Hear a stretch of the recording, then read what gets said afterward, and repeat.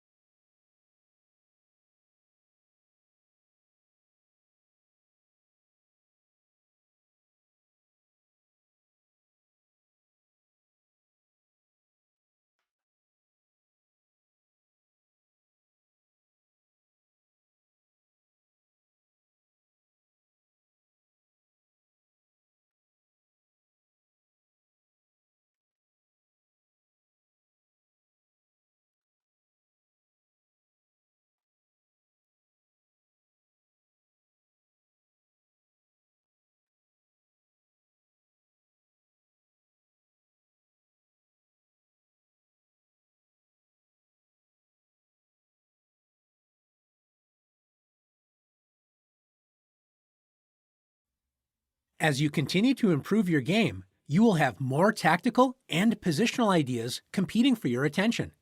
How do you choose a move? Should you try to play a tactic, or do you need to improve your position first?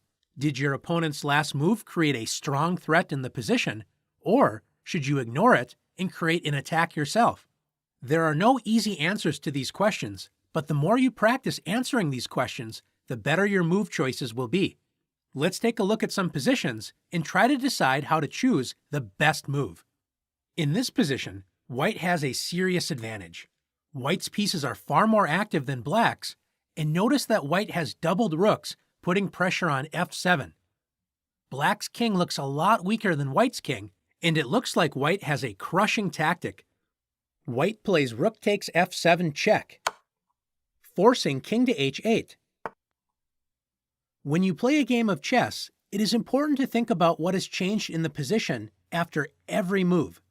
After calculating that white can win a knight by force, after king h8, white did not ask what's changed in the position after the last move, and quickly grabs black's knight with rook takes d7.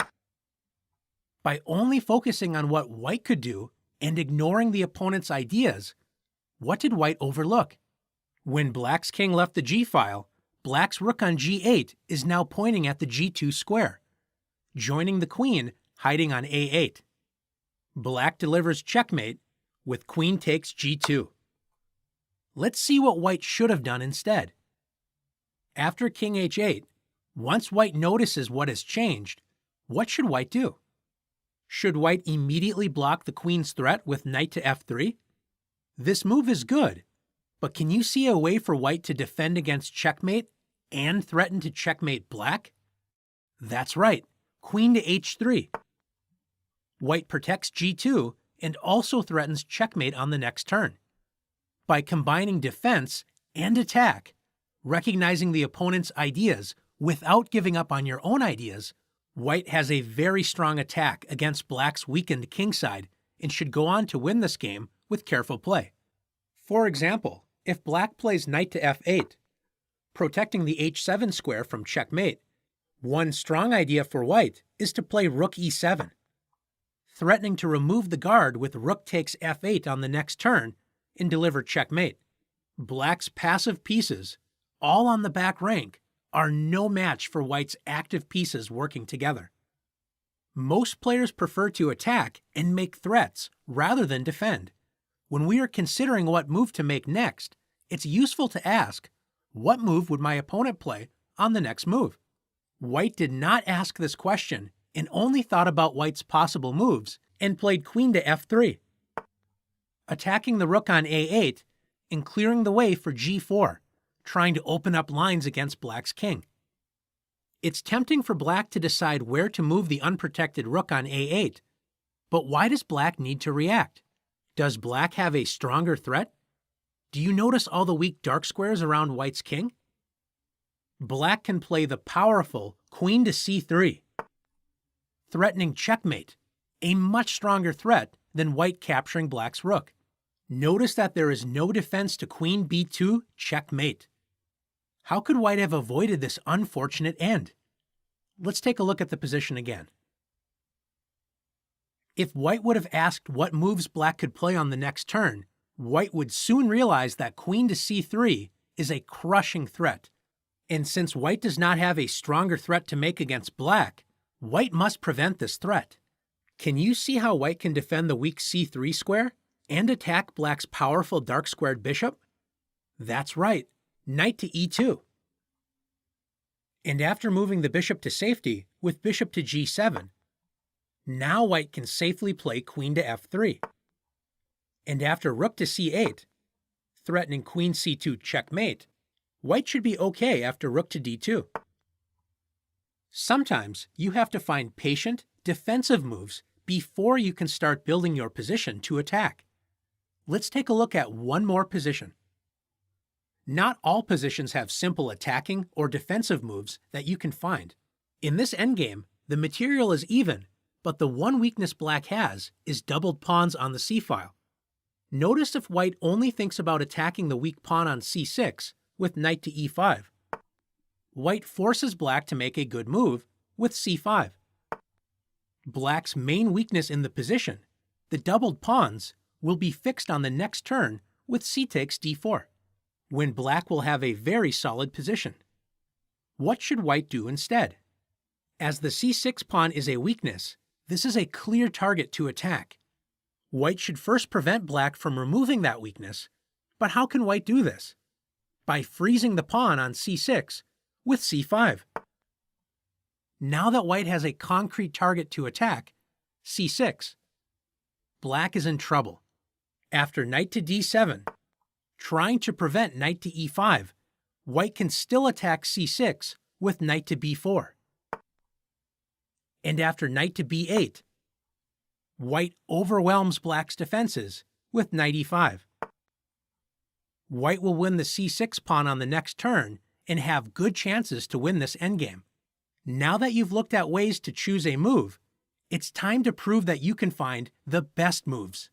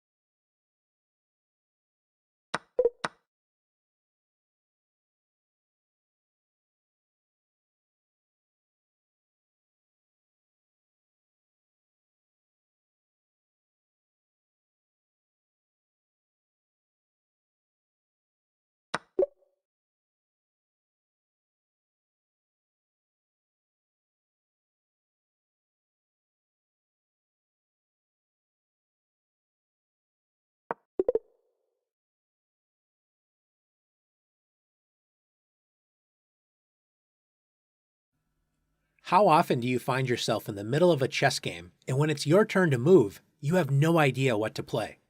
It happens to all of us. When there isn't a clear tactic or obvious move to play, we need to find a plan.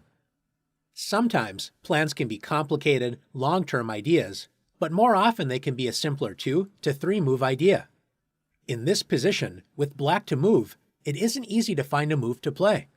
Let's find a plan for black. Where do you notice the most tension in the position between the white and black pieces? Black has 2 pieces attacking the central pawn on d4, and white has 2 defenders.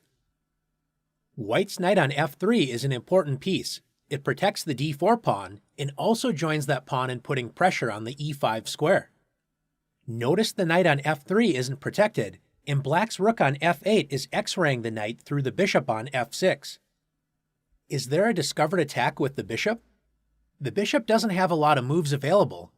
There doesn't seem to be a good tactic. When you don't know what to do, one plan is to find your worst placed piece and try to improve it. One idea would be to play rook c8, moving the rook to a file that is not blocked by pawns, so it may open up soon. Notice the bishop on d7 is passive. It is guarding the weak e6 pawn, but other than that, it isn't very effective. Can you find a 2-move plan that improves the bishop and attacks the knight on f3? By asking that question, you may have found the strange-looking but powerful move bishop e8. Black's plan is now clear. The bishop is going to move to h5 on the next move, improving one of black's less effective pieces and attacking one of white's most important pieces in the battle for the center, the knight on f3. After rook f to e1 and bishop h5, black attacks the knight, pinning it to the rook on d1. Black is now threatening to capture the knight and win the pawn on d4 by removing one of its key defenders. White responded to this threat by playing bishop e2, protecting the knight and clearing the d-file for white's queen and rook to help protect the d4 pawn. Now that the light-squared bishop has been improved, what should black do next? How can we continue with our plan to add more pressure to the d4 square? Can you improve a piece that isn't doing that much and add more pressure to the d4 target? If you felt the knight on e7 isn't very effective right now, great job. Black brings the knight into action and supports the plan to attack d4 with knight f5. Move by move, black is focused on improving pieces that weren't very effective and now has a comfortable position with all of the minor pieces working together to put pressure on the key d4 square. Black was able to convert this comfortable position into victory. Let's take a look at another example. In this position, both sides once again are fighting for control of the d4 square. White played the strange-looking move bishop d3, attacking black's bishop and also blocking the queen's protection of the d4 pawn. Before thinking about a plan, we have to check for tactics.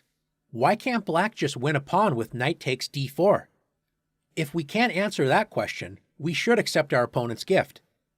Can you see white's trick? After knight takes d4, knight takes d4, queen takes d4.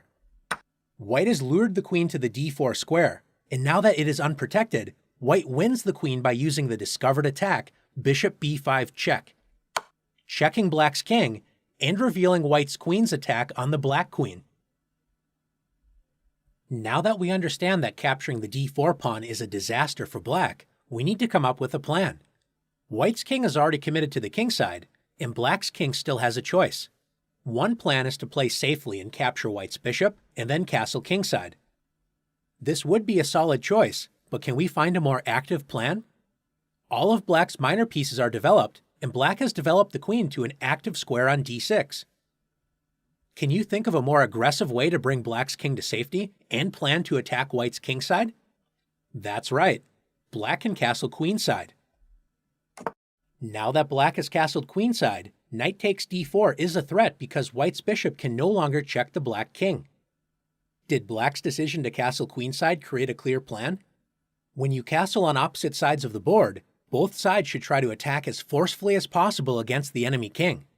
Notice black allows white to trade bishops and double black's pawns on the f-file because black welcomes another pawn into the attack to help open up lines against white's king.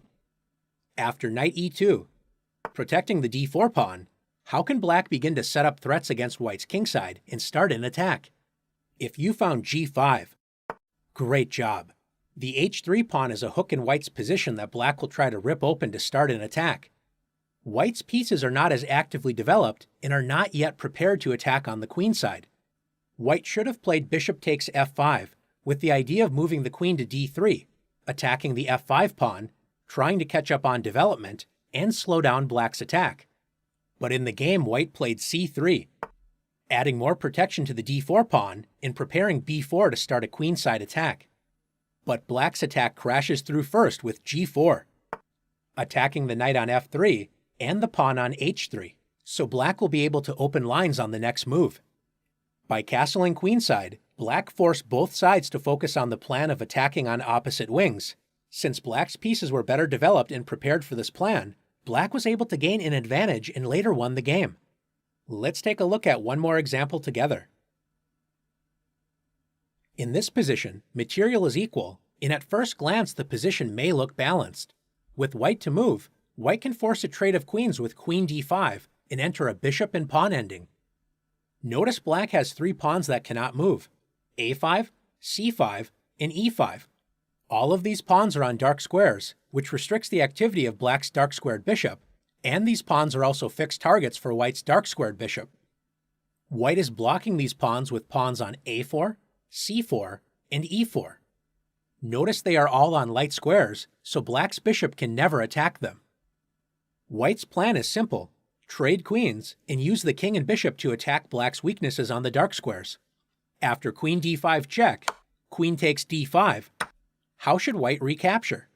If c takes d5, this allows black's pawn to advance with c4, opening up the dark squared bishop and allowing black some chances for activity. A much stronger move for white to play is e takes d5. White is now threatening to win a pawn with bishop e1, so black plays bishop d6. Black's bishop protects both the c5 and e5 pawns and is ready to move to c7 to guard the a5 pawn if needed. After trading queens, white's next step is to bring the king into the game and focus on a target. Which pawn can white's king add pressure against? That's right, the e5 pawn. After king f3, king f7, and king e4, white has centralized the king and is beginning to add pressure to the e5 pawn. After king f6, black is trying to hold the position together. In order to win a game of chess, you often need at least 2 weaknesses. White has pressure on e5 with the king. Can you find a plan that maneuvers the bishop to help attack e5 and attack a second weakness? If you realize that moving the bishop to c3 would attack both e5 and a5 at the same time, great job. After bishop e1, forcing bishop c7, with bishop c3, white now is attacking 2 weaknesses, the a5 and e5 pawns, at the same time. Notice black's bishop is stuck on c7 as it has to protect pawns on 2 diagonals. Black's king also can't move because white would simply win one of the weak pawns. Black can only wait by playing a move such as h6. White has played very well, but how do you win the game? If white can force the king or bishop to move, black will lose the e5 pawn. How can white make this happen? We need to make waiting moves as well, trying to run black out of moves. After h3, if black plays g5, white will run black out of moves with g4. After h5, white freezes black's kingside pawns with h4. Black is now out of waiting moves.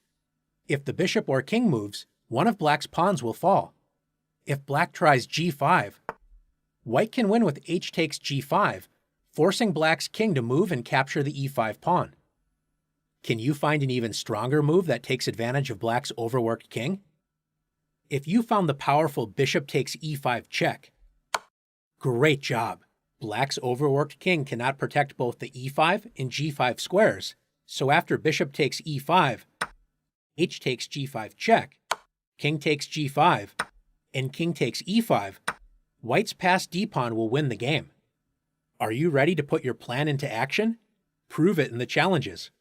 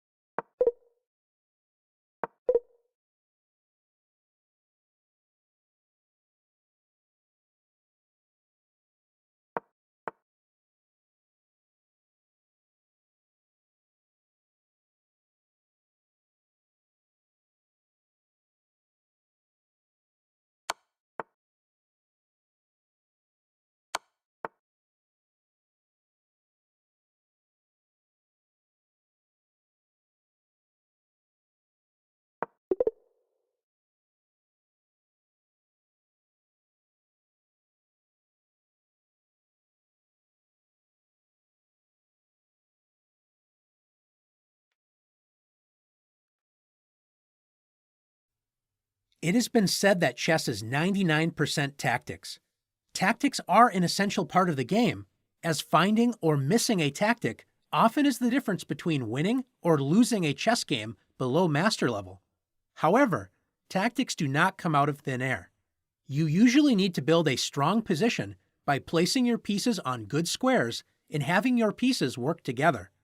Positional advantages include having a well-protected king, more control of the center, enjoying greater space and mobility for your pieces, not having badly placed pieces or pieces that do not have a purpose, and having a healthy pawn structure. Let's take a look at some positions and learn how to improve our positional play. In this fairly closed position, there doesn't appear to be a lot of action or chance for tactics. With black to move, it isn't easy to figure out what black should play. When you are in a position where you don't know what to do, one good positional idea is to find your worst placed piece and improve it. In this position, which black piece appears to be doing very little? Black's knights protect each other and help control the center, and black's bishop on d6 is well centralized, controlling many key dark squares. What about black's bishop on e8? What is it doing? It's preventing black's rooks from being connected, and it isn't really doing anything. How can black improve this piece and give it a purpose? That's right, bishop to h5. This is a strong positional idea. Black's bishop that was doing less than nothing on e8 is now pinning white's f3 knight to the queen, and it also connects black's rooks. Now that the bishop isn't sitting on e8, a black rook could use that square to enjoy the semi-open e-file. After queen to d3, white centralizes the queen, improving its position and unpinning the knight on f3. Notice the queen also attacks black's pawn on f5. Can you see how black can improve a piece and block white's threat of capturing the f5 pawn? If you found knight to e4, great job. Black invades white's territory, placing the knight directly in the center, and also blocks white's queen from threatening the f5 pawn. Notice the f6 square is now available for other pieces to use, and black enjoys a space advantage. One step at a time, black is building a better position. Things are not looking great for black in this position. White has a powerful pawn chain from b2 to e5. White's space advantage is keeping black's pieces passive, and it's hard to find an active plan for black. Notice how white's minor pieces are all pointing at black's kingside. The bishop on d3 is an excellent piece, enjoying an open diagonal on b1 to h7, placing serious pressure on black's kingside. Compare that bishop to black's light-squared bishop. It has very little space and is blocked by its own pawn on d5. Since black's light-squared bishop is clearly worse than white's bishop, black plays bishop to a6, removing one of white's best minor pieces for one of black's less active pieces. When you have less space and your pieces are not as good as your opponent's, trading pieces can often improve your position. After bishop takes a6 and knight takes a6, black's knight on a6 isn't on a great square, but black has removed a lot of pressure from the kingside since there is no longer a light-squared bishop attacking the h7 square. Now that black has less to worry about on the kingside, black can take time to improve the knight's position on a6. For example, if white attacks the knight with queen e2, where should the knight move? It could move to c7, but it doesn't look very active on that square. Would the knight rather be on c6, where it could put more pressure on white's center? Absolutely. But how can the knight get there? That's right, knight a to b8. Even though retreating the knight to b8 seems wrong, it is a strong plan because once the knight moves to c6, it will be very active. Don't worry about making moves that look bad if the move supports a strong positional plan. Let's take a look at one more position together. In this position, white enjoys a comfortable game. Notice that black has doubled pawns on the c-file, and white's light-squared bishop is pointing at the weak c6 pawn. White only has to gain control of the center and complete development to have a good position. One good plan for white is to play d3, opening up the dark-squared bishop and preparing the plan c3, d4, taking over the center. You might wonder why waste time with d3 if the plan is to play d4. Why not save a move and play c3, preparing d4? After c3, white is threatening d4, attacking black's bishop and taking over the center. Every time you push a pawn, you gain control of new squares, but you also lose control of other squares. Since pawns can never move backwards, make sure there are no problems with the space you leave behind. In this case, notice the pawn on c2 protected d3 and b3. And after the pawn moved to c3, there is a big hole on d3. Can you see how black can take advantage of this weak square and prevent d4? Black can play the powerful queen to d3. Taking advantage of the weakness created on d3, preventing d4, and paralyzing white's position. Notice how white's dark-squared bishop is particularly bad. Black plans on completing development with bishop d7 and rook a to e8, when all of black's pieces are working together. White's passive, scattered pieces will be no match. Now that you've learned the importance of positional play, it's time to test your skills.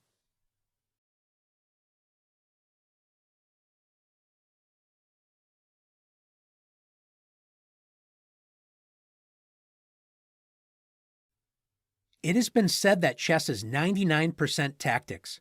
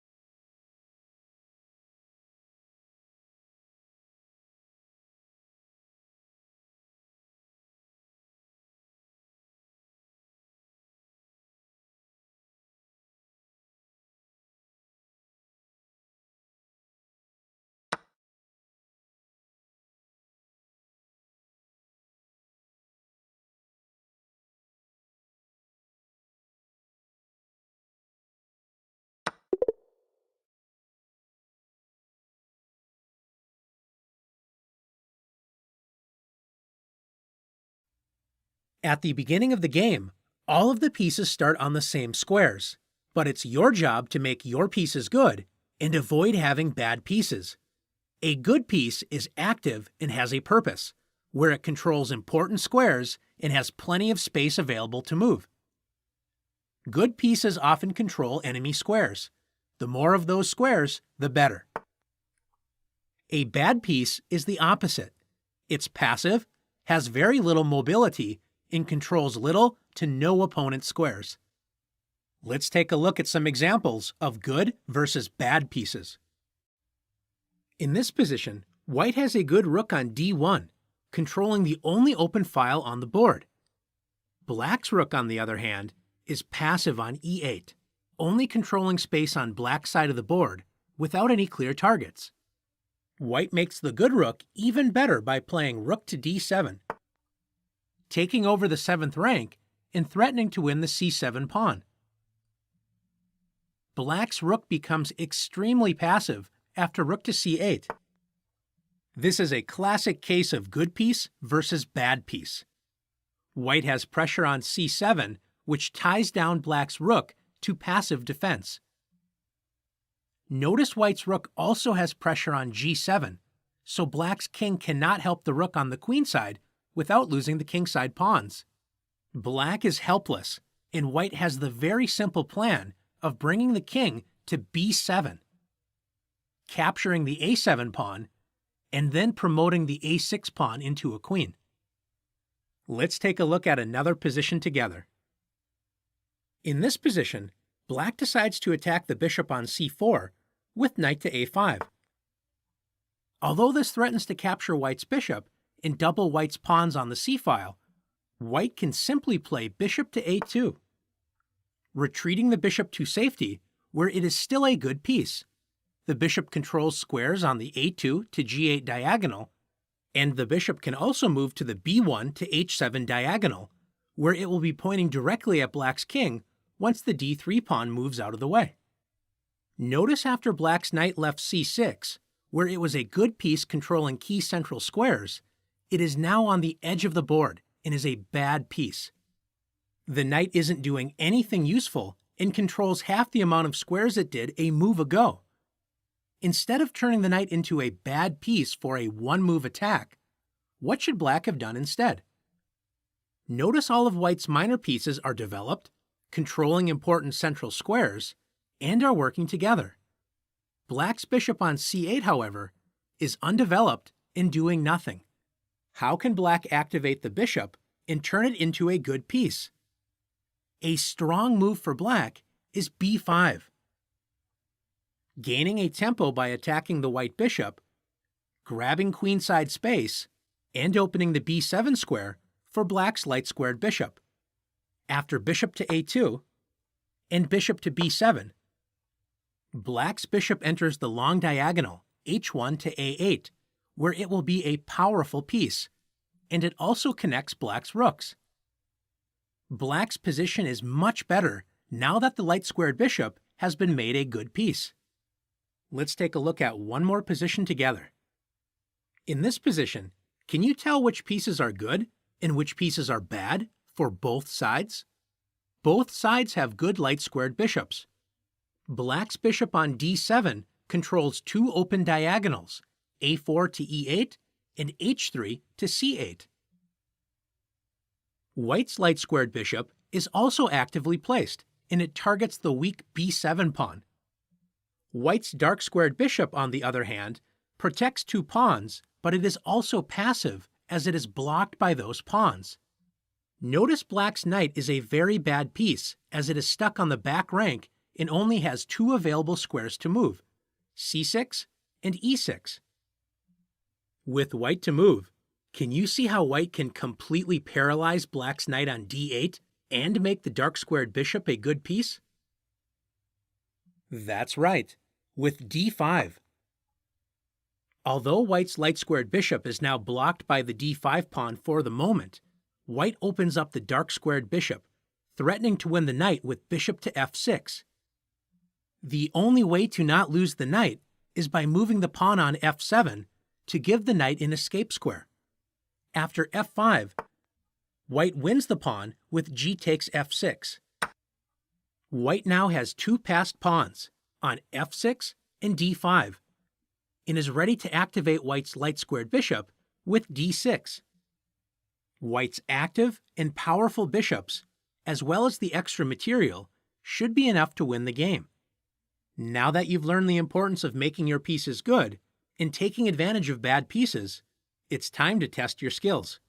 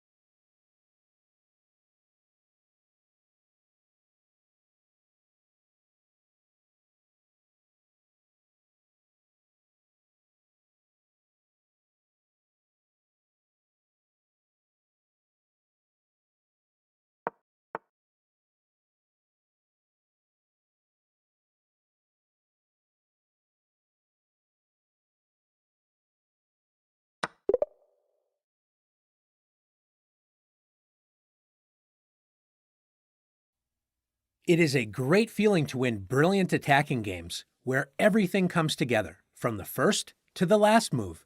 Unfortunately, this rarely happens in chess, and sometimes you find yourself in a difficult or bad position. Being able to fight back from such positions is one of the most important skills to learn. Let's take a look at this position. After white plays the aggressive queen to g4, threatening black's unprotected g-pawn, black has to make a difficult decision. There isn't a great way to defend the g7 pawn. Black can either push the pawn to g6 or play the move king to f8. When you are in a difficult position, you should try and not make your position worse. Moving the king to f8 and losing the right to castle seems like a bad choice, but let's consider black's other option, g6. Every time a pawn is moved, weaknesses are made. Notice that once the pawn moved from g7, it no longer protects f6 and h6. This means the dark squares have been weakened, and since black does not have a dark squared bishop to protect these squares, this could be a problem later in the game. Notice white has a pawn on h4 and can now use the g6 pawn as a hook to open up the position after h5. White is threatening to open up the h-file with h takes g6, which would open up white's rook on h1.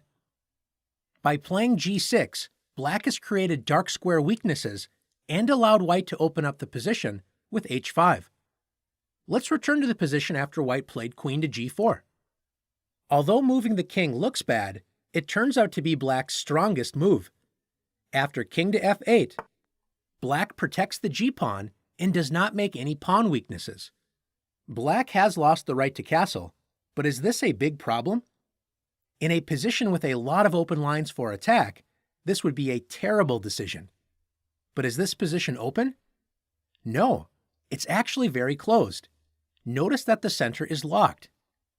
And white's king may also prefer to stay in the center where there is less danger at the moment.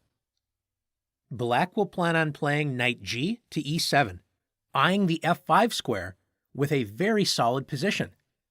Notice that white has an unprotected pawn on c2 that may be attacked with a later queen to a4. That being said, white still has an advantage due to having more space on the king side, and black's rook on h8 may have difficulties getting into the game. By defending with the king, black did not create any weak squares or allow a clear line of attack, so black has made a good defensive decision. In this position, white is cramped for space. The pawn on d4 is preventing both white's dark squared bishop and knight on c2 from being active. Black's pieces are much more active and enjoy the extra space to move freely around the board. White's biggest problem is less space and passive pieces. How can white fight back in this position? Since the d4 pawn is the main cause of white's problems, white can attack its key defender, the c5 pawn, with the powerful move b4. White adds pressure to black's central pawn chain. If black captures the b4 pawn with c takes b4, black's center is destroyed after knight f takes d4, regaining the pawn and opening up the powerful light-squared bishop on the long diagonal. Black can play b6, protecting the c5 pawn, but it gives up protection of the knight and weakens the light squares. Black is in trouble after b5. And after knight a5, white opens up the light-squared bishop with the move knight g5. White's knight and rook attack black's bishop on e6, and white's light-squared bishop is threatening black's rook on a8. Black's best option is to continue development with queen to d7, connecting black's rooks and preparing to offer a trade of bishops with bishop to h3, wanting to remove white's powerful light-squared bishop. Now that white has added pressure to the c5 square, white's bishop on b2 joins the fight with bishop to a3. White has activated the passive bishop on b2 and threatens to win a pawn on c5 on the next turn. Black should play c takes b4. And after knight takes b4, White's dark squared bishop and knight have been activated, and white now has a semi-open b-file to use for a rook to join in putting black's queenside under pressure. White's active strategy of fighting against black's space advantage in the center and activating white's passive pieces has greatly improved white's position. Let's take a look at one more example together.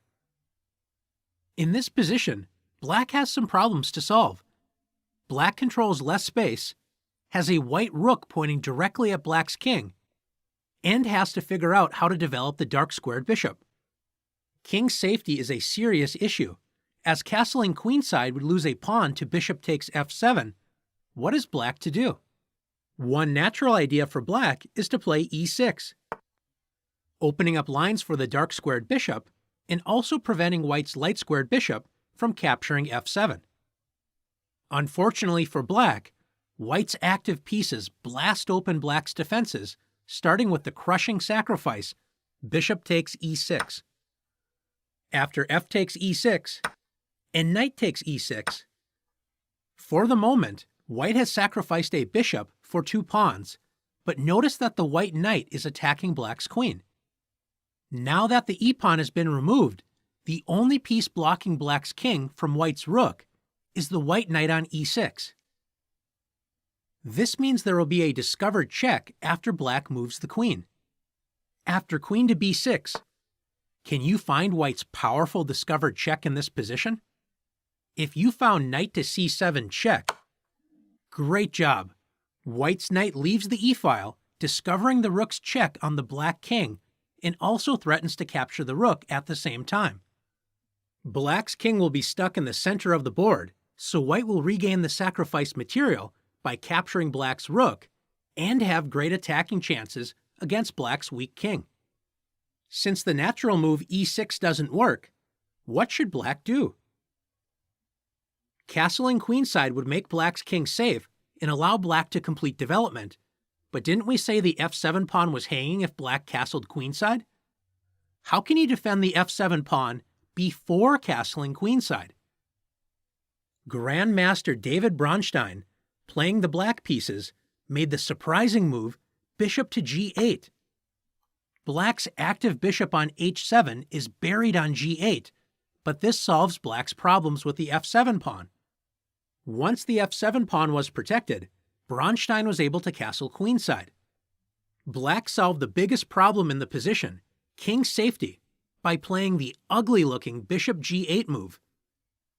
When you play difficult or bad positions, you have to be creative and decide if a move works or not.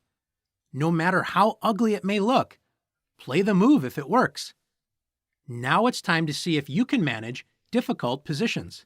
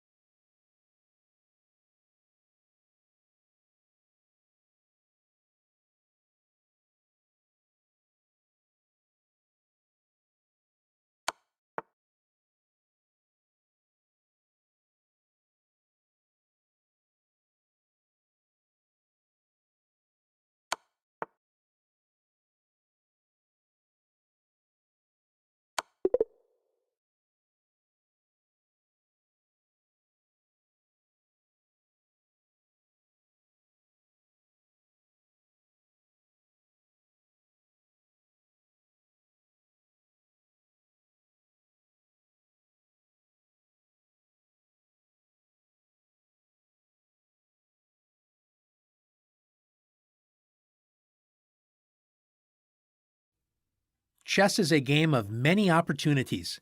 There is a big difference between a losing position and actually losing the game. A losing position is a position with best play from your opponent. You will lose the game. When you are in a losing position, your job is to create as many problems for your opponent as possible. The best way to do that is to keep a positive attitude and not give up. Let's look at some examples of how to defend losing positions. In this position, Black is up a bishop and is doing well. Black's best move is to gain more material and offer a trade of rooks with rook takes a2. When you have a material advantage, it's usually a good idea to offer trades, especially if you can remove your opponent's greatest source of counterplay, the queen. For this reason, Black plays queen to f6, skewering the white queen to the unprotected rook on a1. In general, the losing side wants to keep things complicated and to avoid trades, especially the most powerful piece, the queen. White finds a clever idea with queen takes d6. White captures a pawn and offers the rook on a1. In a winning position, you should always look for your opponent's counterplay, especially checks. Black doesn't think that White has any real threats and quickly captures White's rook with queen takes a1. What idea did Black overlook? Now that the queen no longer protects d8, White plays queen to d8 check, forcing king to h7. And White salvages a draw from a losing position with queen h4 check. After king g8, White will force a draw after queen d8 check. This is known as a perpetual check. Black cannot escape White's checks, and the game is a draw. Always remember to look for perpetual check opportunities when you are in a difficult or losing position. Let's take a look at another example. In this position, White is up a rook and a pawn and is offering a trade of queens. If the queens are traded, Black has no counterplay and will surely lose. Instead of accepting a losing position, Black plays the resourceful queen to g7. Black refuses to trade queens, keeping the position complicated. After queen to g7, Black has even set up a trap. Do you see it? Remember, the winning side should always look out for chances for counterplay, especially all checks and captures the opponent can make. But when you have a winning advantage, it is easy to get happy and overlook your opponent's ideas. In this position, White should have noticed that Black's queen now lines up on the same file as White's king. Always a dangerous situation.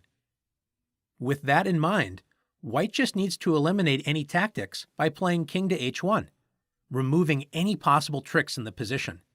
Instead, White lunges forward with h4, thinking that Black's checks were useless, missing the fact that after knight f3 check, White's bishop is pinned, so Black forks the king and the queen. It is easy to get discouraged when you throw away a winning position, but it is important to focus on what you can do now and not worry about the past. After king to f1 and knight takes e1, even though things look difficult for White, after rook takes e1, White should be able to still draw this position. Notice that White's king protects the bishop and pawn on f2, so the only targets Black has is the unprotected b4 and h4 pawns. After queen to d4, if White doesn't get discouraged and looks for the best moves, White can hold the position with rook to e4, attacking Black's queen and protecting both the b4 and h4 pawns. After queen to d1 check, and rook e1, and queen to b3, Black cannot make progress after rook e4. All of White's pieces protect each other. Even though White threw away a winning position, White can still avoid losing by playing careful defense. Let's take a look at one more example together. In this position, White is up two connected passed pawns on the queen side. This should be enough to win the game with careful play. Things don't look good for Black, but as the defender, remember to play to your strengths. Even though Black is in big trouble on the queen side, Do you notice that black has more space on the king side? Black creates a problem for white to solve after queen to h4. Black's queen joins the light-squared bishop in adding pressure to the h3 square. White has a winning position, but once again, it is important to consider your opponent's ideas. White should play bishop to f1, protecting white's kingside and eliminating black's chances of a counterattack. Once black's attacking chances are prevented, white's queenside pawns will win the game. Instead of finding the defensive move that should win the game, white is too excited and rushes forward with b7. Pushing the pawn forward, ready to promote the pawn on the next turn, completely overlooking black's powerful bishop sacrifice, bishop takes h3. White's winning position is now completely losing. Black's threat of bishop takes g2, discovering the queen's check, is too powerful. If white accepts the bishop with g takes h3, the game will finish quickly after queen takes h3 check, and after king g1, queen h2 check, king f1, g2 check, king f2, g1 equals queen, checkmate. If white tries to give the king an escape square on e2 with bishop to d3, black's kingside pressure will be too much to handle after bishop takes g2 check, king takes g2, and queen h2 check. After king to f1, it is now black's turn to be careful. One of the most dangerous moments in a chess game is when you are on the verge of winning. Make sure to double-check your opponent's counterplay. If black thinks the position is a simple checkmate after queen to f2 check, black is in for a big surprise after queen takes f2. And once again, white now has a winning position. Black's path to victory begins after g2 check. To avoid checkmate, white must play king to e2. Black now promotes to a second queen with the discovered check g1 equals queen, check. After king to d1, black's simplest option is to play queen takes a7. Black is now completely winning, but as we should now know, a game of chess is not over until it's over. Can you save a losing position? Let's see.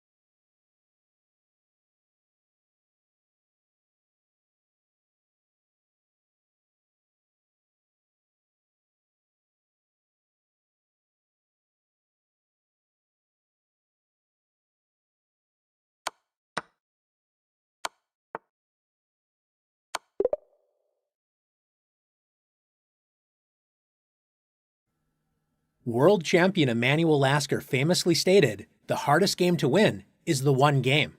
We can all relate to letting a great game slip out of our hands, and it even happens to the greatest chess players from time to time. In this position, Lasker himself proves how hard it can be to win a one game. White is down an incredible amount of material, but notice that Lasker's pawn on h7 is ready to promote into a queen on the next move. There doesn't seem to be any way Black can stop the promotion when the new queen gives all the winning chances to White. When you are in a winning position, it is easy to relax, get happy, and think that any move will win. This is exactly what you need to avoid to win the one game. You need to stay alert and look out for tactical chances until the very end of the game. In this position, Lasker has several ways to escape the rook checks. One idea is to play king f1. In an endgame, you usually don't want to cut your king off from the rest of the action, but here White is keeping the position as simple as possible to eliminate any tactical chances for the opponent. Black has only one sensible check with rook c1 check. And after king e2, rook c2 check, White can put an end to the rook checks with king d3. Sacrificing one pawn, but after rook takes g2 and h8 equals queen, White's queen now takes over the game, attacking Black's king, and will start collecting pawns. Black may have chances to draw with careful play, but now White is the only side playing for a win. Let's see what Lasker decided to play in the game. Lasker thought he could end Black's counterplay and win quickly after king g3, rook c3 check. Lasker can still repeat the position with king f2 and then try another course, but Lasker played king g4. Because after rook c4 check and king g5, White's king appears safe from any tactics, but it's important to remember that as you march your king closer to your opponent's forces, you always have to stay alert for tactical chances against your king. Lasker may have expected Black to resign, but believe it or not, it will soon be Lasker's turn to resign. Can you find Black's incredible move that wins the game? If you found rook h4, fantastic job. Black threatens to capture the h7 pawn, White's only hope to win the game, and after king takes h4, White's king is forced to the unfortunate h4 square, allowing Black to open up the g7 square for the king with g5 check. White's king is forced to deal with the check when after king takes g5, Black's king catches White's dangerous passed pawn with king g7. After defending against White's threat of promotion, Black's connected passed pawns on the queen side will win the game for Black. This was a pretty complicated example, but it shows us how many chances there are in a chess game and how easy it is to throw away a great position. Let's take a look at some more examples and learn how to win the one game. In this position, the material imbalance is between White's 2 rooks and 3 extra pawns versus Black's 3 minor pieces, which is definitely better for White. Notice Black's king is only protected by pieces, not pawns, so Black's king safety is also not great. With White to move, how do we win the one game? One very tempting move is queen h6, threatening checkmate on the next turn. If Black tries to block the g-file with a bishop or a knight on g6, White can trade one of the rooks for 2 minor pieces, simplifying the position to White's favor. If Black tries to protect the bishop with queen f8, White can simply win the knight with rook takes e5, taking advantage of the pinned bishop on g7. Everything looks great after queen h6, but notice we have only been looking at Black's defensive moves. Always remember to look for your opponent's active, forcing moves, as overlooking these moves can cause serious problems. Black has the very interesting option of knight f3 check. The knight checks White's king and discovers the Black queen's attack on the rook on g3. Since capturing with the rook would unpin Black's bishop and allow Black to win White's queen, White should play g takes f3.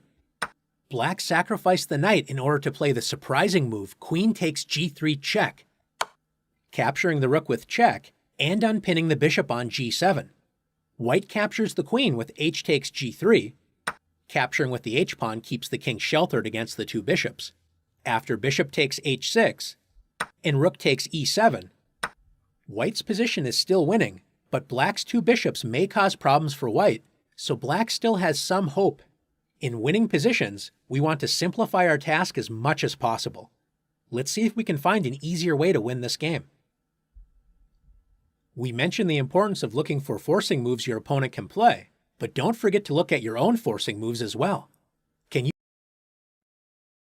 World champion Emanuel Lasker famously stated, "The hardest game to win is the one game." We can all relate to letting a great game slip out of our hands, and it even happens to the greatest chess players from time to time. In this position, Lasker himself proves how hard it can be to win a one game. White is down an incredible amount of material, but notice that Lasker's pawn on h7 is ready to promote into a queen on the next move. There doesn't seem to be any way Black can stop the promotion when the new queen gives all the winning chances to White. When you are in a winning position, it is easy to relax, get happy, and think that any move will win. This is exactly what you need to avoid to win the one game. You need to stay alert and look out for tactical chances until the very end of the game. In this position, Lasker has several ways to escape the rook checks. One idea is to play king f1. In an endgame, you usually don't want to cut your king off from the rest of the action, but here White is keeping the position as simple as possible to eliminate any tactical chances for the opponent. Black has only one sensible check with rook c1 check. And after king e2, rook c2 check, White can put an end to the rook checks with king d3. Sacrificing one pawn, but after rook takes g2 and h8 equals queen, White's queen now takes over the game, attacking Black's king, and will start collecting pawns. Black may have chances to draw with careful play, but now White is the only side playing for a win. Let's see what Lasker decided to play in the game. Lasker thought he could end Black's counterplay and win quickly after king g3, rook c3 check. Lasker can still repeat the position with king f2 and then try another course, but Lasker played king g4.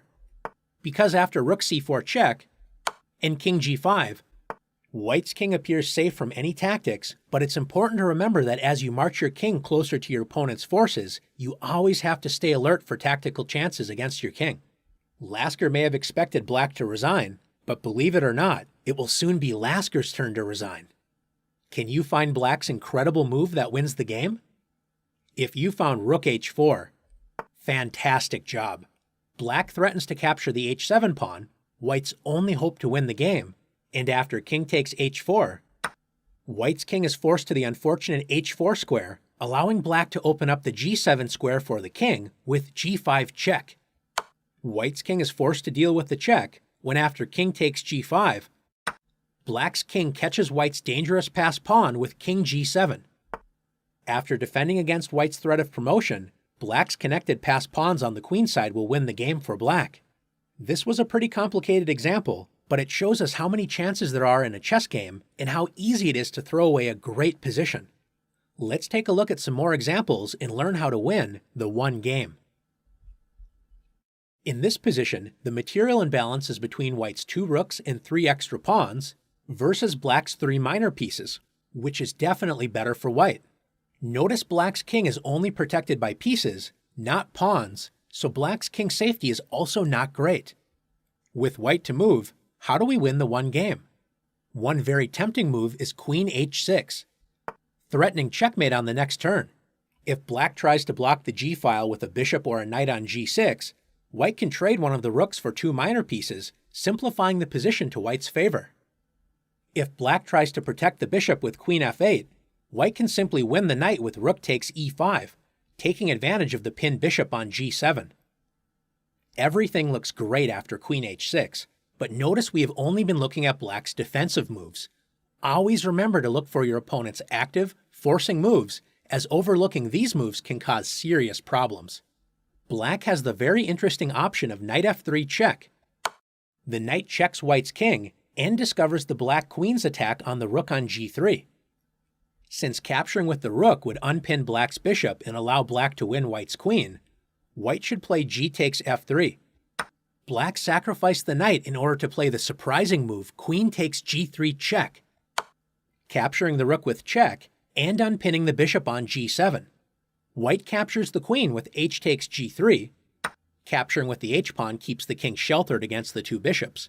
After bishop takes h6 and rook takes e7, White's position is still winning, but Black's 2 bishops may cause problems for White, so Black still has some hope.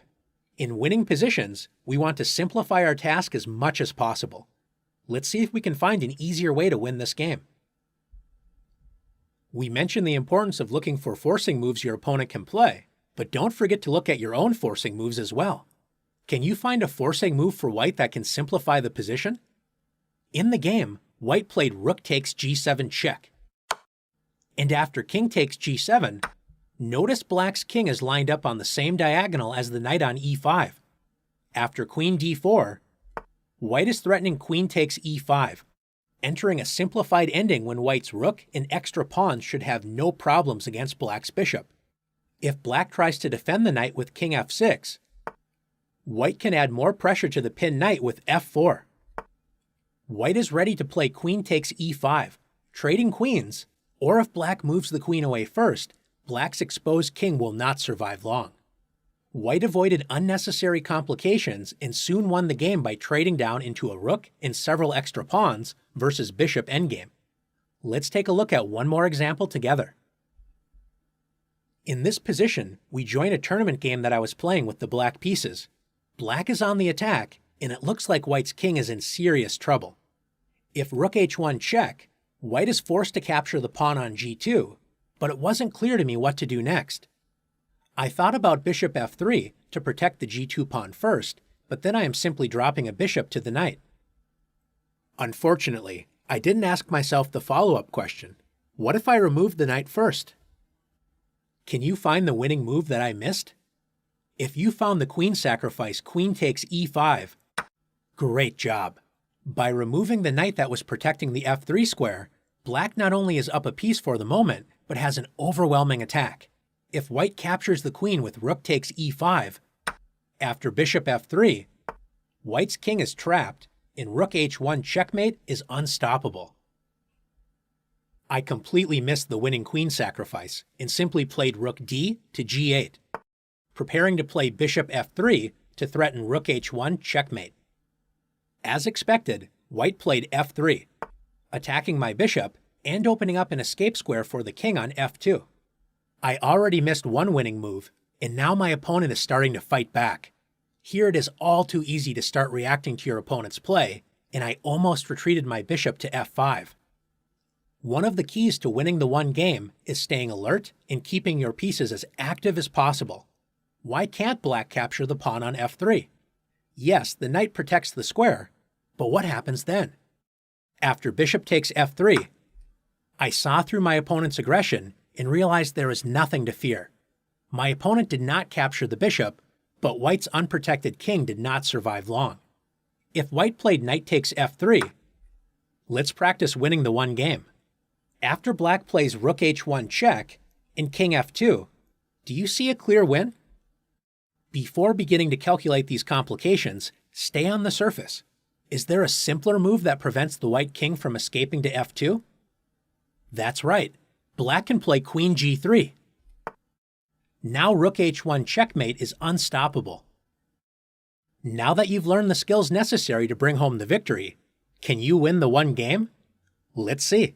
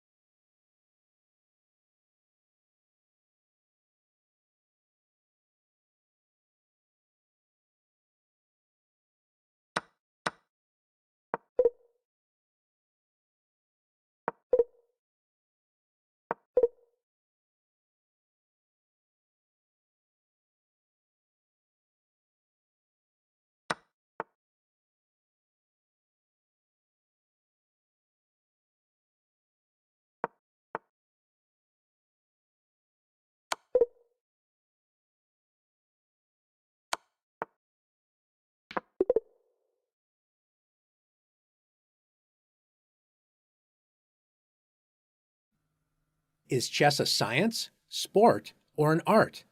Or is it something completely different? There are many different answers depending on who you ask. The second world chess champion, Emanuel Lasker, called chess the human struggle. Chess is a clash of ideas between two players. Not only do you have to struggle against your opponent, you also have to face yourself. Chess is a very logical game, but it is also psychological, as we must learn how to deal with the roller coaster of emotions we can experience during a chess game. The joy of finding a tactical combination, the disappointment of throwing away a completely winning position, and the thrill of attacking the opponent's king are just a few of these emotions. Today we're going to look at one of my own games and explore the inner game of chess psychology. In this game, I have the white pieces. I am 17 years old with a rating of 1791. My opponent was rated 2394 and was the top competitor in this national scholastic championship. Playing a higher rated opponent can be very intimidating. I remember feeling nervous before the game started. How can I possibly compete against such a strong player, I wondered. I did my best to focus on the game and take it one move at a time. Easier said than done.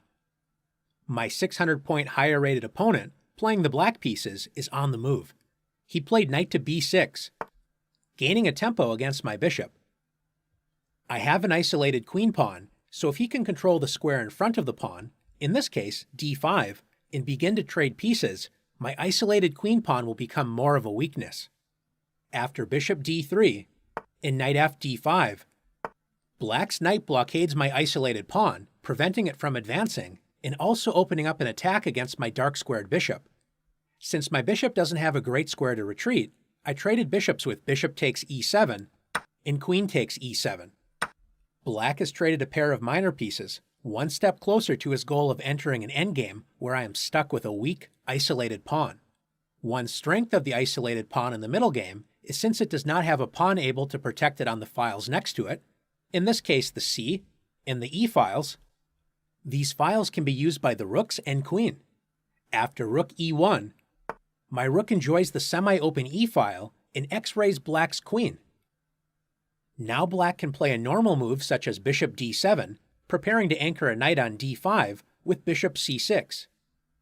The game may continue slowly, where white will have some chances of building an attack on the king side, but black will have a solid game. One of the biggest challenges to remember when playing a much higher rated opponent is that the higher rated opponent often feels great pressure to defeat you.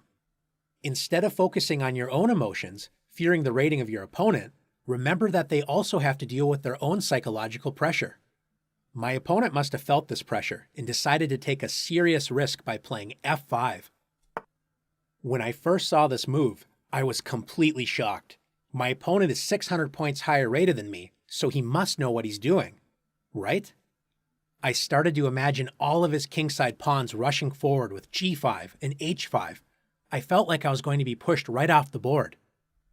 I closed my eyes, took a deep breath, and decided to look at the position, not my opponent's rating. Although this move looks aggressive, it doesn't threaten anything yet. No matter how strong a move may look, you always have to look for its weaknesses.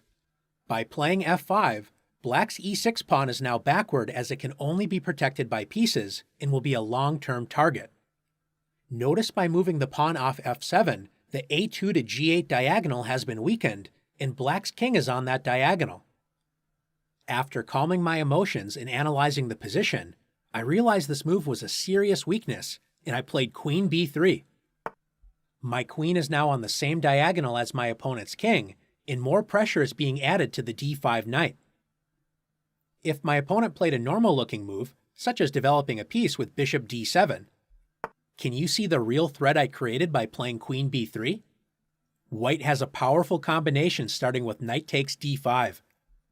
Since the e-pawn is pinned to black's queen, after knight takes d5, I was ready to play queen takes d5, winning a piece since after e takes d5 and rook takes e7, white is up a full piece and is already invading black's territory. Instead of allowing this tactic, my opponent wisely moved his queen off of the dangerous e-file with queen f6. After knight takes d5, black decided not to recapture with the e-pawn, which would create an isolated pawn, and open up the e-file for white's rook.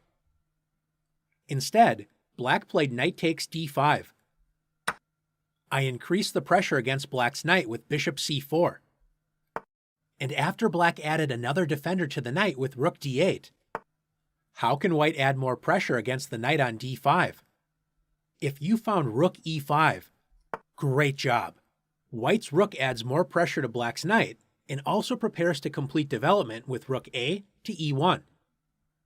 Black moved the knight to safety with knight c7, and after rook a to e1, all of white's pieces are already developed and black is feeling the pressure against the backward e6 pawn. This is why a move like f5 should only be played after very careful thought. Pawns cannot move backwards, and black is stuck defending the weak e6 pawn. Black played rook e8, adding more protection to the weak e6 pawn.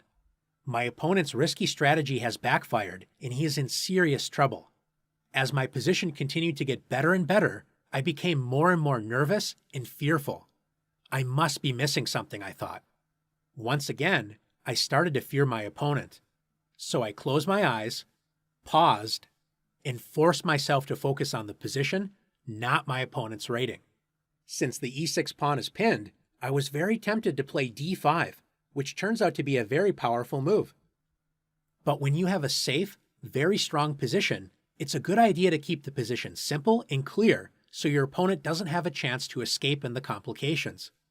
Black's only active move is b5, trying to break out of his bind. Rather than rushing forward and allowing complications, I took a deep breath, realized there was no hurry, and I prevented my opponent's only chance for counterplay by playing a4. Now that b5 is under control, I was ready to blast open the position with d5.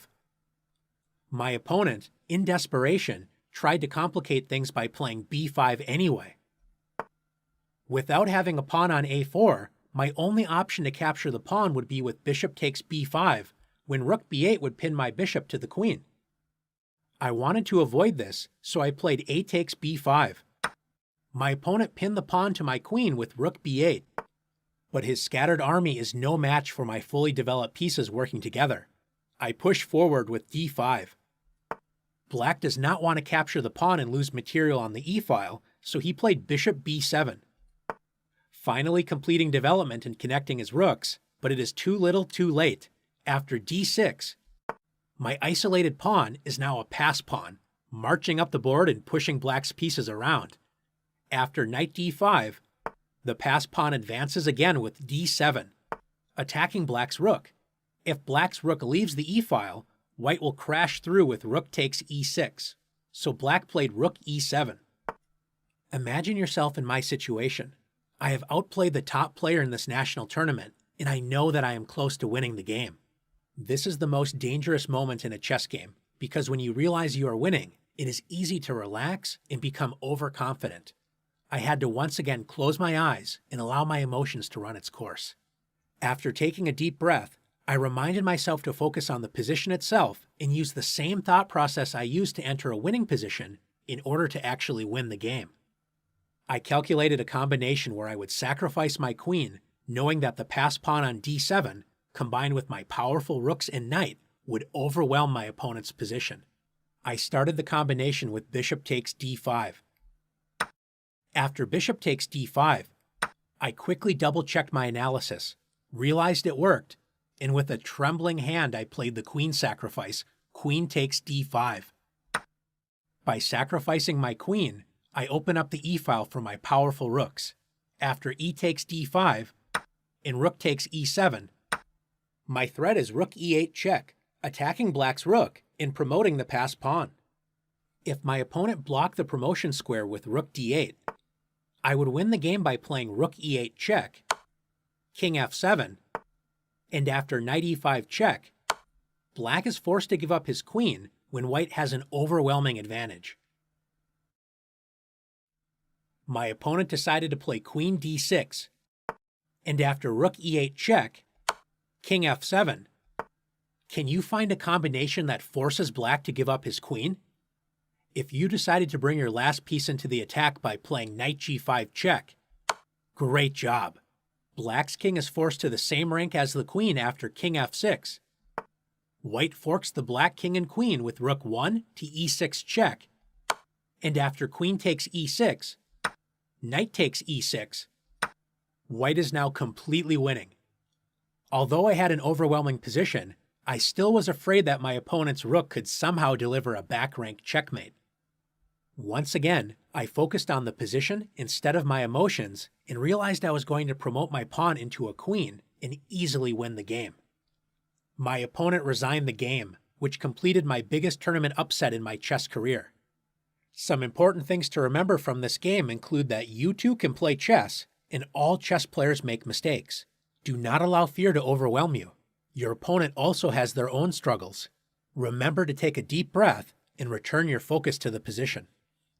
Are you ready to overcome your emotions and find good moves? Let's put you to the test.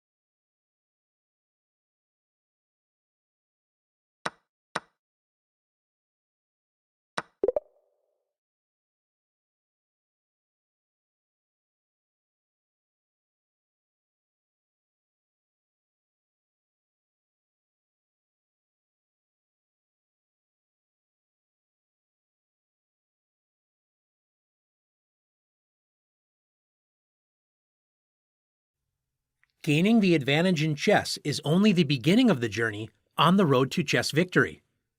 Along that path, your opponent will often have many defensive chances, and you have to know how and when to break through your opponent's defenses to win the game. Let's take a look at some examples of how to break through to victory. In this position, white has a space advantage. Look at how advanced white's pawns are on the queen side.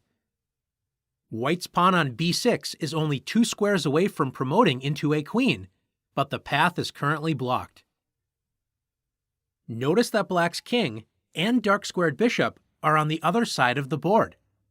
If only white could break through on the queen side and free the b6 pawn to advance up the board, white would be winning. Can you find the winning breakthrough idea for white? If you found c5, great job.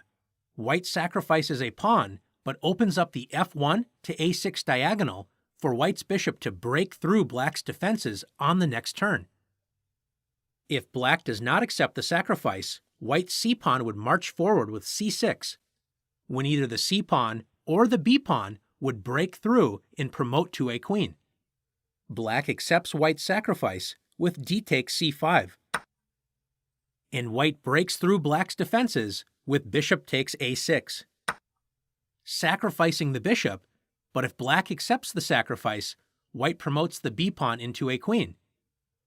If black does not accept the bishop, white will simply capture the b7 pawn and clear the way for the a-pawn to promote into a queen and should win the game easily. Let's take a look at another example. In this position, black is in serious trouble. White is up 2 pawns, and it appears that white has an easy breakthrough with c6. After c6, and d takes c6, white plays d takes c6. Now white is broken through on the queen side and is expecting a quick victory with c7 and ensuring that the pawn will promote with bishop to f5. White is now in for a surprise. After bishop takes c6, black sacrifices the bishop, but after bishop takes c6, we reach a classic wrong-colored bishop for the rook-pawn ending. Notice that the h-pawn's promotion square, h8, is a dark square. Since white has a light-squared bishop, it cannot protect the promotion square. So after king h8, white cannot force black's king out of the corner, so the position is drawn. Let's see what white should have done to win this endgame. Knowing how to break through a position is important, but you also have to know when to break through a position as well. In this position, white simply needs to remove black's passive bishop from the board with bishop to g6. Black cannot avoid the exchange of bishops, and then white will easily be winning by creating a second passed pawn in the position with c6. Combined with h2, black's king is no match for these passed pawns. In this position, white has a nice space advantage, but it doesn't look like there is any way to break through. If only the d5 pawn could break through with d6 and attack the knight, white's passed pawn would win the game. White found the winning breakthrough with e5, attacking the critical d6 pawn. After the exchanges f takes e5, f takes e5, and d takes e5, white wins easily after d6. White has broken through black's defenses and creates a passed pawn that cannot be stopped after knight c8 and d7. White's passed pawn wins the game. After f takes e5 and f takes e5, what if black didn't take the e5 pawn and played knight c8, trying to defend against the breakthrough? After knight e4, white is threatening e takes d6, so after d takes e5 and d6, white breaks through anyway, forcing black to sacrifice the knight and enter a completely losing endgame. Let's take a look at one more example together. With black to move, Grandmaster Aaron Nimzovich has a problem to solve. Even though black has a space advantage and a passed pawn on d3, white is blocking that pawn and trying to keep the position closed. Black's rook would love to invade white's first rank, but there are no open files. Black found an incredible breakthrough plan starting with b4, offering a pawn to open up lines. If white refuses to accept the pawn and tries to pass time with a move such as bishop to a7, black breaks through with c3 check. And after b takes c3, b takes a3, white can prevent the a3 pawn from promoting after king c1, a2, and king b2. But white cannot defend both promotion threats after d2. This explains why white played a takes b4. Black now opens up another line on the other side of the board with the surprising sacrifice rook takes h4. And after g takes h4, it looks like the position is still blocked and that black has seriously blundered. But Grandmaster Aaron Nimzovich breaks through with g3. Black is only 2 moves away from promoting, so black would win any pawn race. White is forced to play f takes g3, capturing black's pawn, but now white's king is the only protector of the bishop on e3. Black has already sacrificed a rook for a knight and 2 pawns, and now sacrifices a third pawn with c3 check. If white captures the c3 pawn with the king, black captures white's bishop and promotes the f-pawn. After b takes c3, black's incredible breakthrough strategy is a success after a3. If white tries to stop the a-pawn from promoting with king to c1, black collects the bishop with king takes e3, and will win the game after promoting the f-pawn. Now it's time to see if you can force victory with a breakthrough.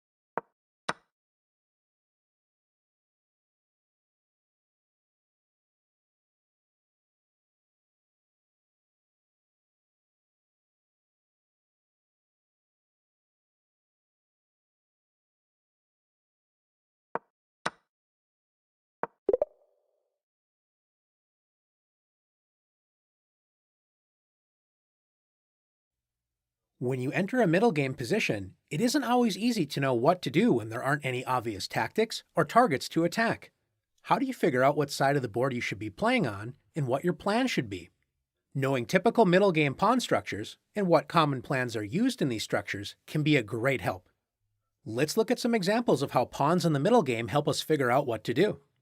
In this position, future world champion Jose Raul Capablanca has the black pieces against American master Frank Marshall. Notice white has 4 pawns on the king side against black's 3 pawns. This is known as a 4 versus 3 pawn majority on the king side. Black, on the other hand, has 3 pawns on the queen side, and white only has 2 pawns. Black has a 3 versus 2 pawn majority on the queen side.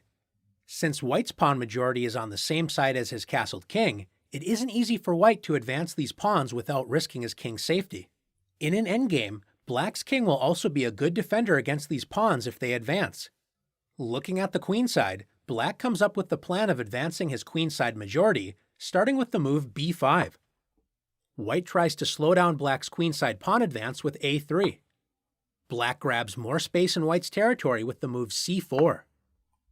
Black's plan is to continue to advance the queenside majority with a5 and b4, grabbing more space in white's territory. One long-term plan for black is to use the queenside pawn majority to create a pass pawn, which was the winning plan in the game. Let's see how he did it. Capablanca has made a lot of progress with his queenside majority, but he still needs to create a pass pawn. Black is now threatening rook c2, since white cannot capture the rook, when black would recapture with the b3 pawn and promote it into a queen on the next turn. Marshall prevented this idea by playing bishop d1. It looks like white is holding everything together against the queenside pawn majority, but now black breaks through white's defenses with c3. After b takes c3, can you find Capablanca's idea? That's right, he played b2. Black was able to force a pass pawn by advancing his pawn majority, and white's rook cannot both capture the pass pawn and protect the bishop on d1. After rook takes b2 and rook takes d1, Capablanca's great pawn play resulted in being up a bishop for 2 pawns, an advantage the great master had no trouble converting into victory. Let's take a look at another example of using pawns in the middle game to gain the upper hand against your opponent. You don't always need a majority of pawns to attack. In this typical Queen's Gambit decline position, white has 3 pawns on the queen side against black's 4 pawns. Even though black has the pawn majority on the queen side, white can successfully attack on that side of the board using an idea called the minority attack. After b4, white's idea is to attack the c6 pawn and create a weakness. If black tries to block the minority attack with b5, notice black's pawn on c6 is now unprotected and will be a long-term target along the c-file. If black tries to protect the b5 square with a6, after a4, knight f8, and b5, the minority attack crashes through. After a takes b5, and a takes b5, if black captures the b-pawn with c takes b5, black now has a weak, isolated d-pawn, and after bishop takes b5, bishop d7, black loses the d-pawn after the simple bishop takes f6, with knight takes d5 to follow. If black advances the c-pawn with c5, white plays d takes c5, capturing a pawn and isolating black's d-pawn. If black tries to regain the pawn with bishop takes c5, black's position crumbles after bishop takes f6. The queen cannot capture the bishop without losing the d5 pawn, and after g takes f6, black's kingside structure is ruined, and white will begin to put pressure on the weak d5 pawn with moves such as rook f to d1. Finally, if black doesn't move the c-pawn and makes a developing move such as knight g6, white's minority attack succeeds in creating a weakness after b takes c6 and b takes c6. Black has a weak pawn on c6 that will be put under heavy pressure on the c-file and will be a long-term weakness for black to defend. Let's take a look at one more example together. Can pawns help us create a plan even when there isn't a pawn majority or minority attack available? Yes, they can. In this position, with black to move, all of black's pieces except the rook on a8 are ready for action on the king side. The problem is, there aren't a lot of open lines on the king side. Can you find a way to change the pawn structure to open up lines against white's king side? If you found f4, great job. Black attacks white's knight and g3 pawn. If white retreats the knight, black will simply win a pawn after f takes g3. After g takes f4, bishop takes f4. With a single trade of pawns, a lot has changed in black's favor. Black's light-squared bishop has been activated, adding pressure to white's newly isolated pawn on h3. Black's dark-squared bishop now controls the opened h2 to b8 diagonal, pointing directly at white's king. Now that there isn't a pawn on f5 for black, black's rook on f8 will enjoy open lines on the f-file once black moves the knight. White's weakened kingside and passive pieces will be no match for black's energetic pieces, ready to join forces and attack the white king. Now that you've learned how understanding pawn structures can help direct you where to play, let's put your skills to the test.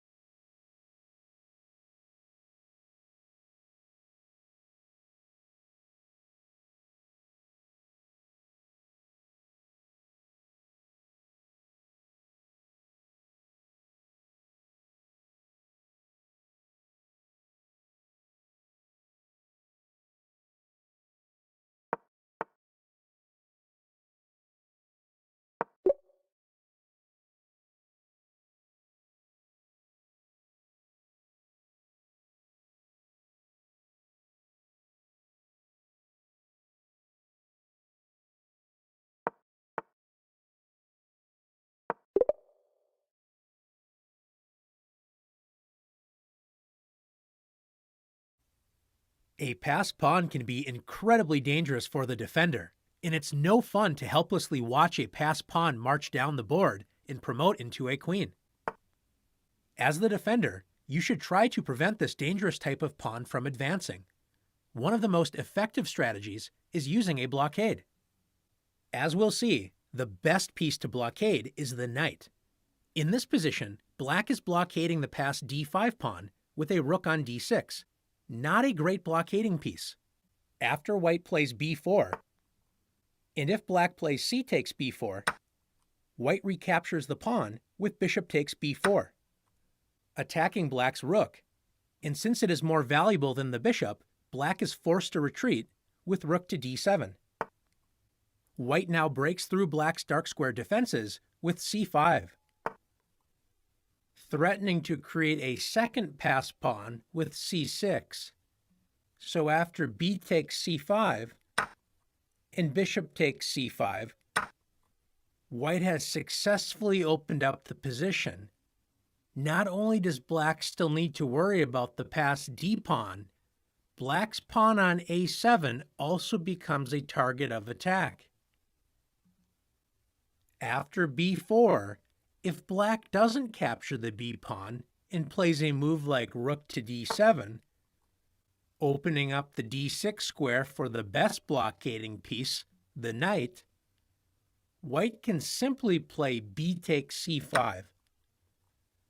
And after b takes c5, white attacks the newly isolated c5 pawn with bishop to f2. And after rook to c7, the passed pawn marches forward with d6. Black can blockade the passed pawn again with rook to d7, but now loses a pawn after bishop takes c5, giving white a second passed pawn when black's defenses will collapse. Returning to the starting position, what if we switch the position of black's rook and knight, like this? Black's position has improved greatly. The knight on d6 is the ideal blockader, because not only does it block white's passed pawn, it also is an active piece, putting pressure on c4 and e4. Since c4 is under pressure by the blockading knight, white tries to protect c4 with rook to c1, hoping to play b4 on the next turn, but black can simply play a5, closing the queenside. It will be very difficult for white to make any progress. Let's take a look at another position. In this position, black could immediately block white's passed d5 pawn with rook to d6, but as we know, the knight is a much better blockader. Can you see how black's knight can blockade the d5 pawn? Black can play knight to e8. The knight is prepared to blockade on d6 with a powerful position. White anticipates this move and plays bishop to e2. So after knight to d6, black's knight blockades white's passed d5 pawn and targets both white's c4 and e4 pawns. After bishop to d3, black has a very comfortable game. The blockading knight is a great piece for attack and defense. The knight not only blocks the passed pawn, it also supports possible pawn breaks such as f5 and b5. Let's take a look at one more example together. In this position, black is up a pawn, but it looks like white has everything under control with a knight blockading the passed d pawn, and the rest of the position appears completely closed. When fighting against a blockade, it's essential to force open lines, even if it means having to sacrifice a little material. With black to move, Black has a great resource to blast open the position. Can you find it? If you found the powerful b5, great job. Black sacrifices a pawn to blast open lines. If white tries to keep the position blocked with knight to b2, black opens up the b file after b takes c4 and b takes c4. Black will now invade on the newly opened b file with rook c to b8. If white plays c takes b5, this opens up black's light-squared bishop, allowing bishop takes b3. When c4 will destroy white's blockade. Finally, if a takes b5, black breaks through with a4. Black will capture on b3 on the next turn, removing the key defender of the c4 pawn and opening up the a file for black's rooks to invade white's position. A blockade is only as strong as the defender's ability to prevent the opponent's activity. Once other open lines are created for the opponent's pieces, a blockade becomes much less effective. Do you have what it takes to effectively blockade a position? Let's see.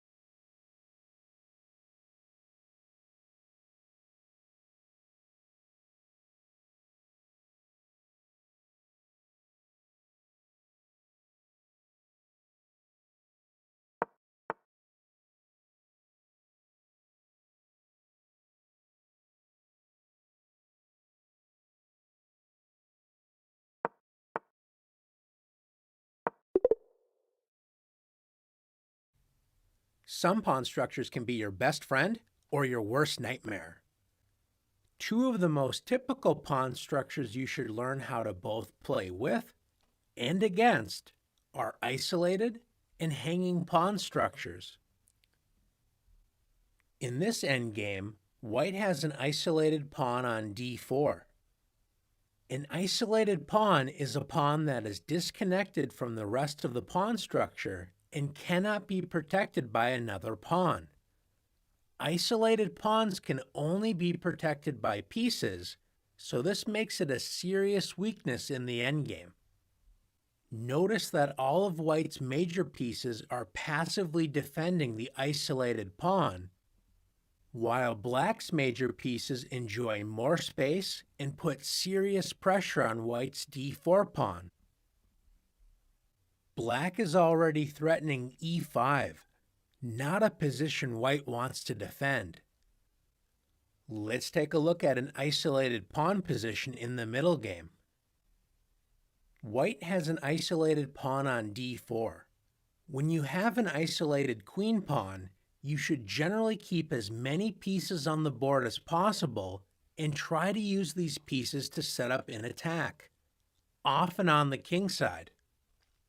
A positive of the isolated pawn is that since there are not any pawns on the files next to it, in this case the c and the e files, this means white can often use these files for attack. Rooks are especially useful on these files. When you are defending against an isolated pawn, you do not want to allow it to advance, which opens up more lines for attack and often eliminates the long-term weakness of the isolated pawn. The best way to do this is by blocking the square directly in front of the pawn, in this case, the d5 square. Black is threatening knight b4 to d5, when black blockades white's isolated pawn. The defender will look to trade pieces and work toward an endgame like the one we looked at a moment ago. With white to play, white plays the important a3, preventing black from playing knight b4. If black still tries to block the isolated pawn with knight d5, notice black's knight is no longer protecting h7, so white can continue to develop and create kingside threats with queen d3. Black either has to waste time retreating the knight back to f6, or create long-term weaknesses on the king side with a move like g6. After a3, a more common idea for black is to play b6, preparing to place the bishop on the long diagonal and help control the square in front of the isolated pawn, the d5 square. After queen d3, placing pressure on black's king side, in bishop b7, white eliminates the isolated queen pawn and opens up the position with d5. It looks like white is simply losing a pawn after e takes d5, but this opens up the e file for white's rook, placing pressure on black's bishop on e7. After bishop g5, white is threatening bishop takes f6 and checkmate on h7, so black is forced to make the weakening move g6. Now that the knight is only protected by the bishop, white takes advantage of the weak dark squares with rook takes e7. The only way to protect the f6 knight is to play queen takes e7. And now white has the crushing knight takes d5, attacking the queen and pin knight on f6. White will play knight takes f6 check on the next turn with a crushing attack. The next structure we'll look at is hanging pawns. Hanging pawns are two pawns on connecting files that are isolated from all other pawns. Hanging pawns are similar to isolated pawns, They can often be targets of attack, especially in endgames, but they also can be powerful pawns that can advance, sometimes creating a powerful pass pawn or helping create attacking chances. In this position, white has hanging pawns on c4 and d4. White uses the hanging pawns to create a powerful attack, starting with d5. The d5 pawn attacks the knight on c6 and the pawn on e6. This move also opens up the dark squared bishop on the long diagonal, pointing directly at black's king. If black captures the d5 pawn with e takes d5, the e-file has been opened and black is in serious trouble when white's other hanging pawn, now an isolated pawn, recaptures with c takes d5. If black moves the knight on c6, white wins a piece with queen takes e7.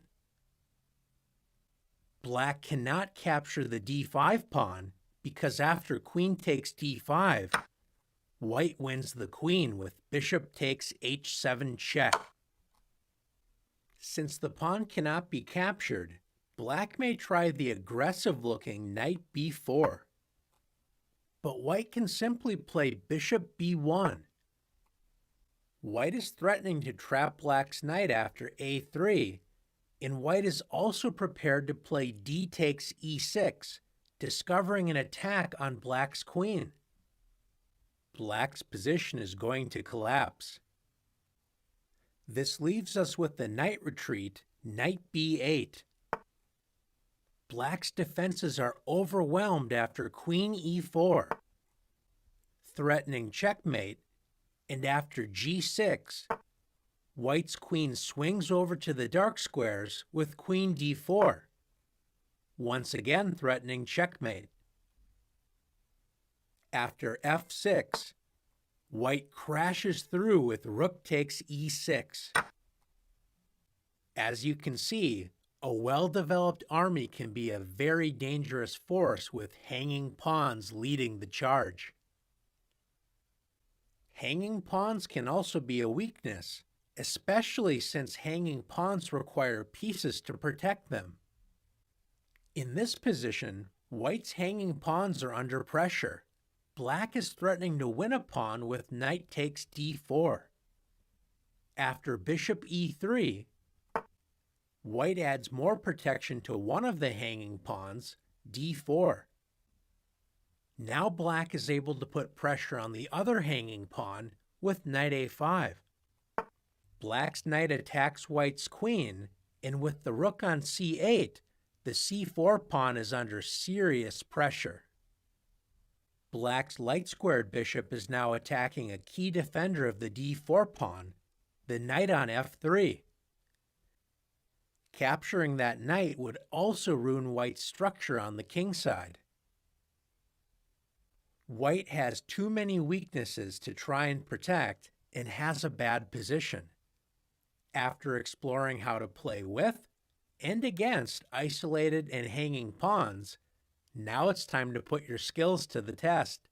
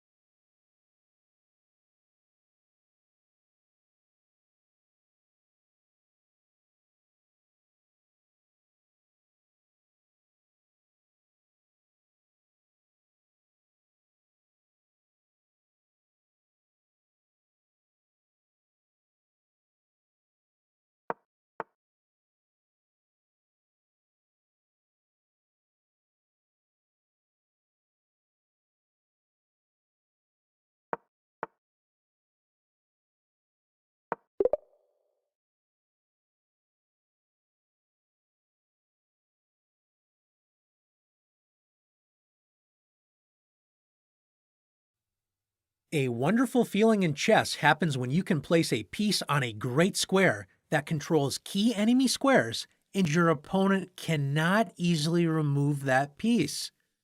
We call that square an outpost. An outpost is a square that cannot be attacked by an enemy pawn. The best outpost squares are those that control many key squares on your opponent's side of the board and are protected by one of your own pawns. The most effective outpost piece is usually the knight. Let's take a look at this position. White's knight is eyeing two attractive-looking squares in black's territory, d5 and f5. Which square should the knight choose? If white plays knight to f5, the knight is anchored by the pawn on e4, but notice this is not an effective outpost square because black can attack the knight with a pawn, in this case with g6. Black's dark squares are a little weakened by this move, but shouldn't be the end of the world in this endgame. White's knight had a much better square to use as an outpost. Let's take a look. A far better move is knight to d5. The knight lands on an excellent outpost square where no pawns can attack it. The knight is posted in the center of the board and controls many key squares in black's camp, including threatening a fork on b6. Notice that if black plays rook to c5, the knight doesn't have to move because it is worth less than the rook. This is another reason why knights are such strong outpost pieces. Once they take over an outpost square, it is very difficult to remove them. We should mention that white could place another piece on the d5 outpost with queen to d5. But it is not useful because black can force it to move away with rook to c5. Let's take a look at another example. In this position, white has a tremendous outpost square for the knight on d5. If white is in too much of a rush and jumps into d5 immediately with knight to d5, white will regret that decision after knight takes d5, eliminating white's knight and revealing the dark squared bishop's attack on white's bishop. If white tries to save the bishop with bishop takes e7, black wins a piece after knight takes e7. White should first secure the outpost square by playing bishop takes f6, removing the guard of the d5 square, the knight. After bishop takes f6, the d5 square has been cleared for white's knight, and after knight to d5, white's knight is wonderfully placed in the center, threatening a fork on b6 and attacking the bishop on f6. White has a great position. In this position, black has a very strong outpost square available in white's kingside. Do you see it? That's right, the f4 square. After knight to h5, black's knight heads to f4 and opens up the rook's attack on f3. After queen to e3, protecting the pawn, black's knight leaps into the f4 outpost with knight to f4. Black is now threatening queen to g5 check and queen to g2 checkmate, so white is forced to play king to h1. White opens a space for the rook on g1 to help protect the king, but after queen to h4, Black's pieces invade white's weak kingside with an overwhelming advantage. One idea is to play the rook lift, rook to f5, and rook to h5, threatening checkmate on h2. White will have a very difficult time trying to survive. Let's take a look at one more position together. In this position, it's black to move. If you were able to move your knight anywhere on the board, where would you like it to be? It's hard to find a better square than e3, where it would be planted in the heart of white's position and also forking the queen and rook. But how can the knight get there? If you found the excellent move d4, great job. This move attacks white's rook, clears open the d5 square for the black knight, and prepares to support a knight outpost on e3 or c3. White should retreat the rook to c1 when black has a tremendous positional advantage after knight d5 and knight to e3. But white may try to play the tricky rook to c4, preparing to capture the d4 pawn the moment black plays knight to d5. Remember to never trust your opponent's threats without double-checking them first. And in this case, white's threat of taking the pawn is a bluff. Black confidently plays knight to d5, when white should move the queen out of danger and allow black to play knight e3. But white plays rook takes d4. Can you see what white overlooked? White captured a pawn, but the unprotected rook is on the same diagonal as white's king. After queen to b6, white tries to protect the rook with queen to a1, and black simply wins a rook after knight f6, revealing a second attacker against white's pinned rook, the rook on d8. Now that you've learned the power of outposts, it's time to put your knowledge to the test.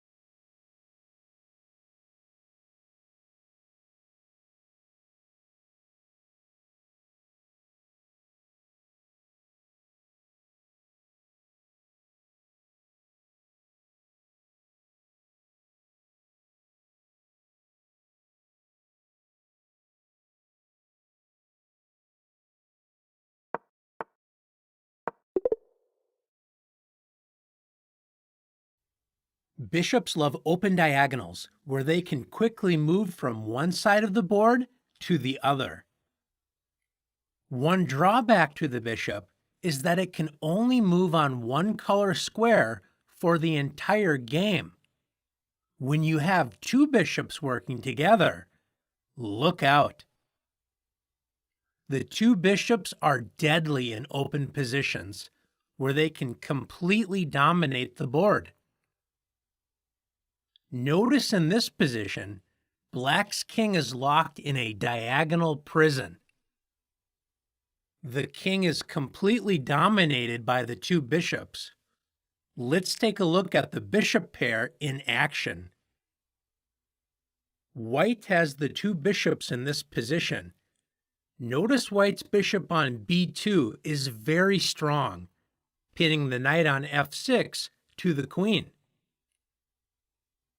White's light-squared bishop joins the kingside attack with bishop to e6 check.